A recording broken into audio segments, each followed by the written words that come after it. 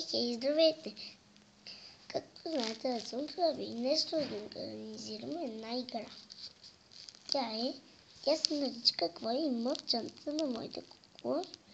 Ето, първо ще направя ревю на чантата. Така, ето. Тук има ни запечани и тук ни джобчета. Не знам ли го виждате, ето това е едно типче има тук показано. Ето, сигурно не се вижда.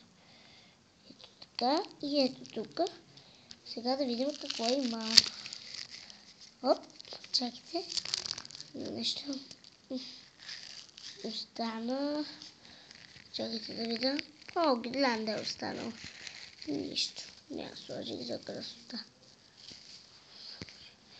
Ето, сега да махнем чантата. О!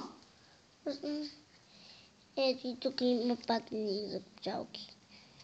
Ето тук пак има някакво зипче. Ето. Така, първо започваме с ето това. Това, както виждате, е една малка писалка. Прави се много лесно. Защото една клечка за това без памук, само че трябва да добие и става писалка. Моята е зелена, по-зелена клечка. И ето тук това се прави писмо. Оказало съм да си направиш много изтрих майче. Ето в книжката. И това е един дневник, който има много малко страници. Момент. Ето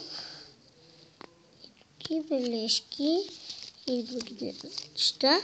И последното, ето този подарък. Ето го. Виждате ли? Ето. Тук има една панелката. Чакайте. Ето така. Тук има една панелка. И чао! Коментарите са тук. Ако ви хареса това клипче, моля ми пише.